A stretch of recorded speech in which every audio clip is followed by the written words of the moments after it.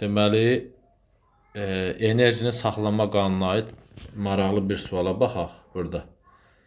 Deməli, K nöqtəsindən sərbəst buraxılan bir cismin yerə dəydiyi anda kinetik enerjisi. Bax, yerə dəyən anda birinci bu K nöqtəsindən sərbəst buraxılırsa, bunun kinetik enerjisi sıfırdır. Kinetik enerjisi sıfırdırsa, bunun potansial enerjisi nəyə bərabərdir?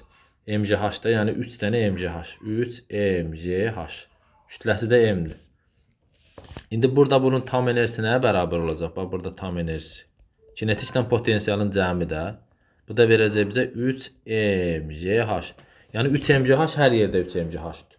Yəni burada da 3 MGH-dür. Bax, 3 MGH. Burada da 3 MGH-dür. Aha, indi bizə deyir ki, cismi yerə dəyən andakı kinetik enerji. Aha, cismi yerə dəyən andakı kinetik enerji tam enerjidir, deyil? Bu da bərabər bizə verib 240. Onda belə çıxır ki, bu 240 elə 3 MGH-a bərabərdir. Onda MGH nəyə bərabərdir? 240-ı böləcəm 3-ə eləcək 80. Aha, indi bizə nə deyir burada? Cismin L nöqtəsindəki potensial enerjisini tapın.